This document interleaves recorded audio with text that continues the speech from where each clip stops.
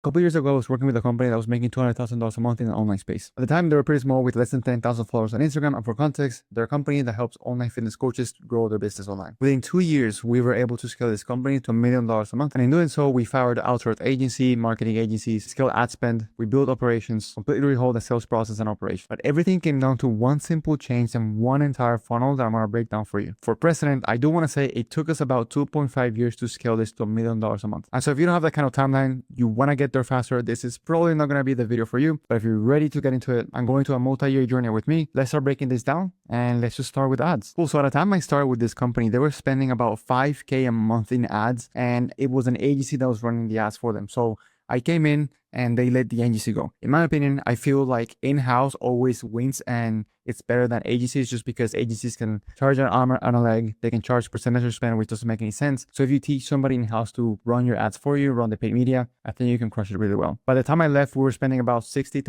to $80,000 in ad spend. And the total ad spend at my time there was this amount, $1.4 million. Obviously, during that time, I made a ton of mistakes. So in this video, in this breakdown, I just want to show you the funnel we did and a couple things I would have done differently to make it better. And a huge disclaimer before we get there, this is going to be very underwhelming, but I think this highlights the main reason why so many businesses, so many companies and clients who come to me struggle with scaling. The reason being, scaling can become very boring. We did the same funnel for 2 years. We used data to improve the metrics in the funnels. We tracked everything. The sales team was dialed in. And it required a good amount of ad spend on numbers to understand and have the numbers knowledge and have a source of truth to get to the point where we knew exactly what was working, what wasn't working, what were the things we need to kill, and what were the things we need to scale. So you can tell a bunch of campaigns. I don't think all of those were from me, but there were hundreds of campaigns I started, a lot of testing, and I'm going to show you exactly what testing we did. But you can see here type of impressions we were getting, cost per book call. These were straight to book calls, and for example, cost per opt-in as well. Cool. So let's just jump in the funnel that we did. First funnel we did that the majority of spend went towards was a direct offer ad, and then I'll show you the other ones that we did. Guys, this was super simple, but again, it required a ton of ad spend, not gonna lie, and a ton of different data that you have to know. One of the things I want to really point the picture to, a lot of beginners think of running ads as binary. So either it doesn't work or it works. That's why beginners don't scale businesses. The reason why experts in the field understand how to scale ads is because they understand that funnels have a bunch of different steps. I'm just making ambiguous lines here, so hopefully you make the point. But beginners see this as it doesn't work or it did work. Experts and us scaling this stuff up to $1 million a month, we understood that, okay, we started running ads, we were getting some leads, but there was a drop off from leads to book calls. So there was a gap here that we need to go in and test some different things, maybe headlines, maybe sub-headlines, etc., to get people to book calls. Now, when we fix that constraint, we're getting people to book calls, but then we're getting a lot of no-shows. Okay, so that's the next constraint. So how do we fix that? Then we change a bunch of stuff, and then we fix a bunch of stuff with the sales process, the setups, etc. After we fix the no-show constraint, then we were getting a good show rate, but then we were not getting a good close rate. So then after the close rate, again, same process over and over again. The key here, and the key that I really want to make sure you understand, is that things in scaling companies are not binary. You have to understand the intricacies, and that's why you have to be in the trenches for years to understand all the minutia that goes into all of this. To understand that usually it's not, it didn't work, it worked, but it didn't work because, and then you fix those things. A lot of ad spend, not all the ads that we launched here succeeded. A lot of them failed, but we understood why it didn't fail and the things that we need to change. So a lot of metrics into this: conversion rates, landing page, speed of loading speed, etc. A bunch of stuff. I don't want to get too much into the details, but basically the direct offer ad with a landing page with an opt-in, super simple. That opt-in was usually a type form. Like type form had a lot of questions that either DQ'd people or made them book a call right then and there. From a book sales call, we had a triage if this was a bad lead.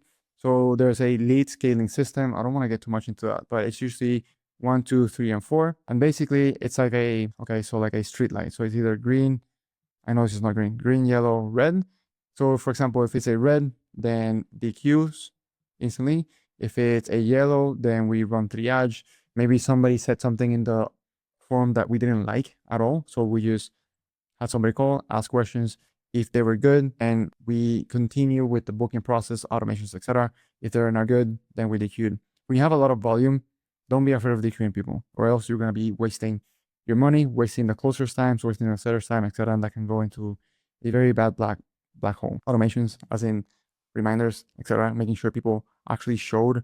So there's a lot. Again, just to give you, drive this point home, is that let's just say people start running ads to a landing page with an opt-in to book people. Then they might see like, hey, I'm spending $500. I haven't booked a call. It doesn't work. No.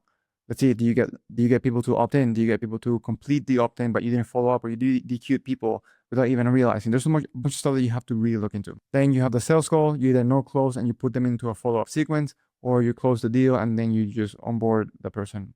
Whatever. Super, super simple. And that's how easy is the funnel that we run and closed millions and millions of dollars. Literally, we just a direct offer ad. Now, the other funnel that really, really crushed it for us was, simply put, sales assets or lead magnet. The key here was just testing a huge amount of different lead magnets to see what type of pain points leads wanted a solution for that wasn't a lot of complicating. In fact, I'm going to give you an example of something that didn't work. One of these lead magnets was a mini course, like literally giving everything away, videos, sheets, tracking sheets, etc., everything out. It flopped. People were not even looking at it because it was free.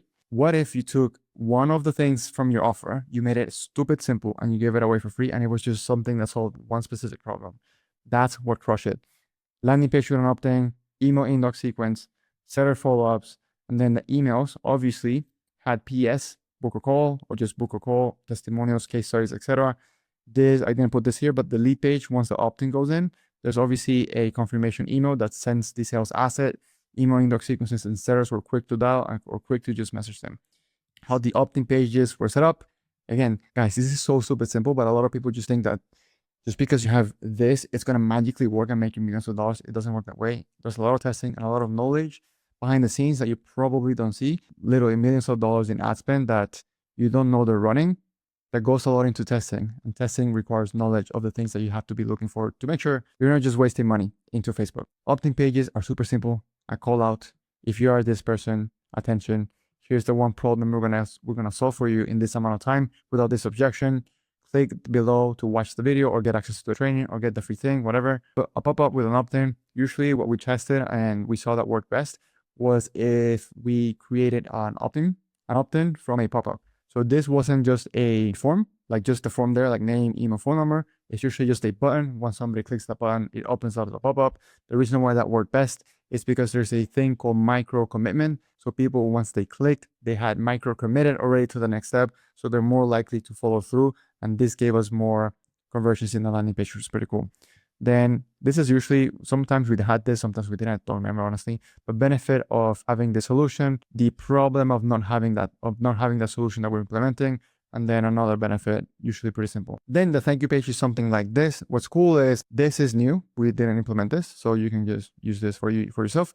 Pretty simple. Again, honestly, you can just copy and paste this. The trick is here. This play button is a video that could be the training, or it could be a direct VSL of saying, hey, thank you for downloading the thing. By the way, if you have that problem that you're solving, more than likely you also have this problem and this problem and this problem, and we can solve that for you. Then the CTA just book a call. But then again, they already got the thing they wanted, so that's cool. The headline could be the same thing as before, or you can just say, send it to your email, check your spam before you go. We have something else for you. And then you jump them in with this mini VSL, like a niche VSL, and I have another video on that on my channel. You can go look it up. But again, it's the same thing.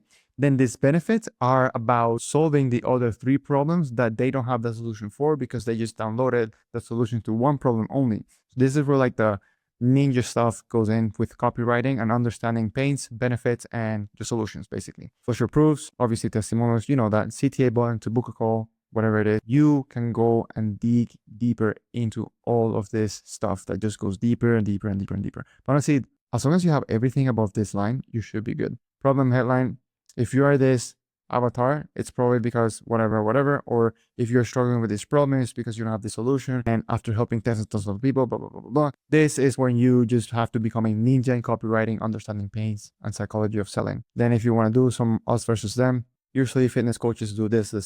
What we do differently is this unique mechanism, etc. This is our product.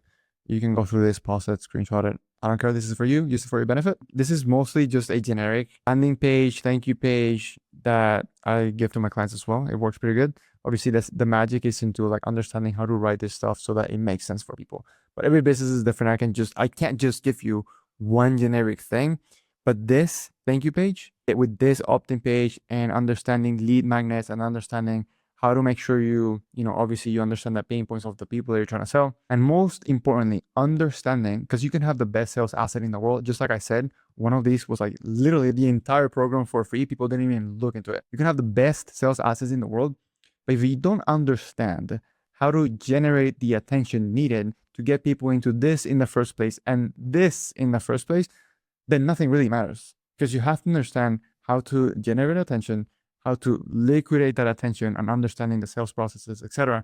And then how to make sure you can optimize this entire process so that the more people that are going through this, the more throughput you're going to get and more clients and the more people you can help. The video that's in the screen right now, just click that because that's going to show you the entire process of attention generation, liquidating that attention, and the operations behind the entire system, specifically for this business that we scale to $1 million a month. So click that. It'll help you tremendously. For now, I'll see you on the next one.